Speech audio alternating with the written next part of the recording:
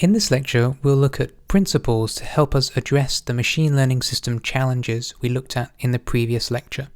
Although machine learning as an academic area of study stretches back many decades, only in recent years has machine learning started playing a serious role for certain technology companies.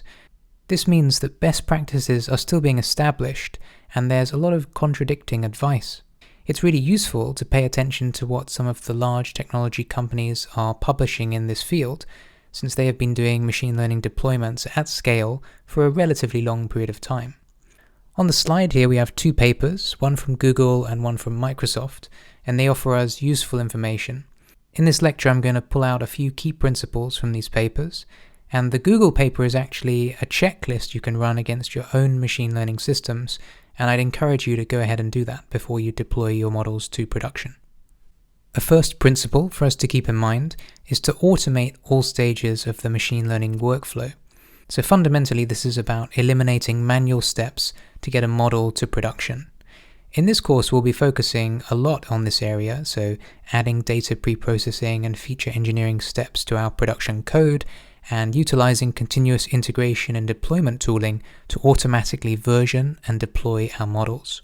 Basically, anytime you find yourself manually running a script, SSHing into a remote server, processing your data on your local machine, you should be asking, can this be automated? Because you're creating room for error.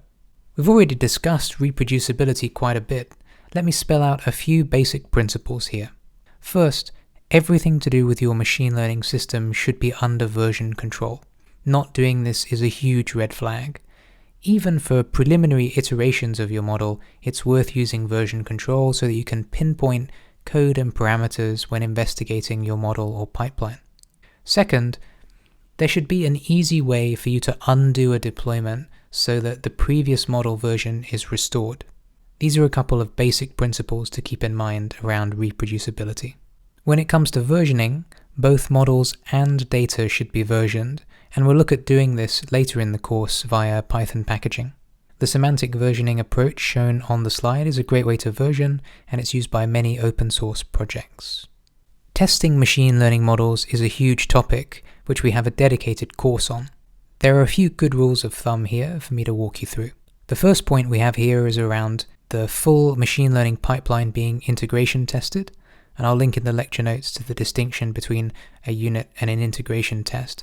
But for our purposes here, what it means is that we are exercising the entire pipeline, because it can be the case that changes in one component can cause errors in other components much further down the pipeline. So we want to eliminate that by training our model and then running predictions all within an integration test. Now the challenge there is the slowness of running the entire pipeline. It may take a long period of time to train, and so you have a few options here. You can train on a subset of the data, or you can use a simpler model for training purposes. The details and the options that you lean towards depend on your model and your data. To get continuous coverage, you could adjust so that your faster tests run with every new version of a model or software, and meanwhile you could have slower tests that run continuously in the background. Moving on to the second point on the slide, so all input feature code is tested. Unit tests should exist for feature engineering and pre-processing steps. This code is often quite complex and poorly understood, so it's a common source of model errors. The third point around model specification code, this means that we want to ensure that model configuration is tested, and that means looking for expected value ranges and enums in your hyperparameters, and basically protecting yourself from mistyped config. Finally, model quality being validated before attempting to serve it. A couple of quality issues to check for, so sudden degradation, which is usually caused by a bug in the new version, and you can protect yourself against that by testing the quality against previous model versions. And the second is slow degradation of the model quality, and you can protect against this by having a fixed dedicated test dataset, which you test against a particular threshold or benchmark every time you release a new model version.